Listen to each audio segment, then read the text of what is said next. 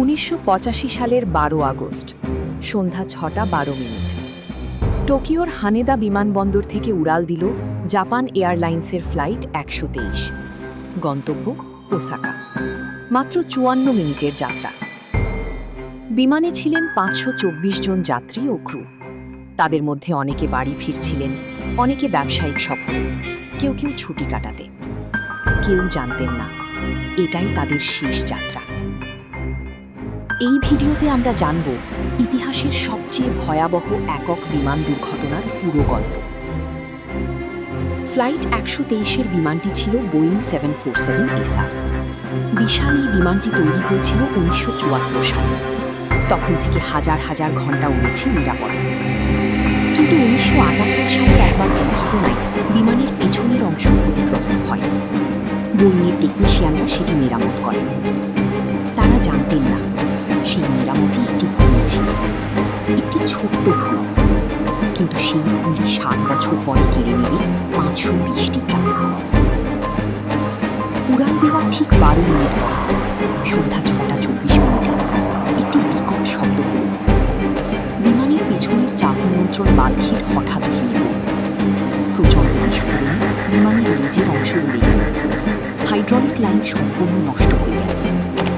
মানে পাইলটরা বিমানের নিয়ন্ত্রণ হারিয়ে ফেলল।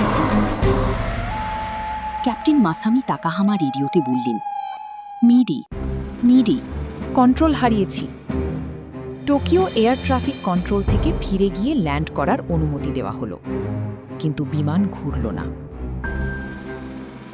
কন্ট্রোল না থাকলেও পাইলটরা হাল ছাড়েননি। ইঞ্জিনের থ্রটল দিয়ে ডানে বামে মোড় নেওয়ার চেষ্টা করলেন।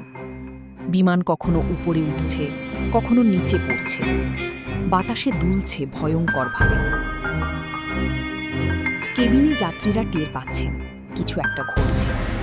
কেউ কাঁদছেন, কেউ প্রার্থনা করছেন, কেউ প্রিয়জনকে চিঠি লিখছেন। হ্যাঁ, মৃত্যুর আগে শেষ চিঠি।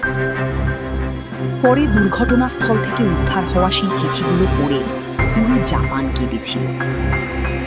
এই ভয়াবহ লড়াই চলল পুরো 32 মিনিট। সন্ধ্যা 6:56 ফ্লাইট 123 আছড়ে পড়ল জাপানের গুনমা প্রিফেকচারের মাউন্ট ওসুতাকার পাহাড়ি ঢালে। প্রচণ্ড গতিতে বিমানটি পাহাড়ে ধাক্কা খেল। টুকরো টুকরো হয়ে ছড়িয়ে পড়ল কয়েক কিলোমিটার জুড়ে। আগুন ছড়িয়ে পড়ল পুরো পাহাড়ে।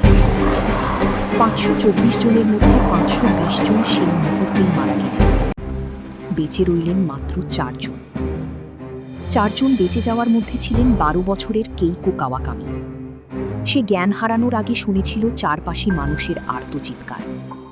জেগে উঠে দেখল সে একা। চারদিকে শুধু ধ্বংসস্তূপ আর নীরবতা।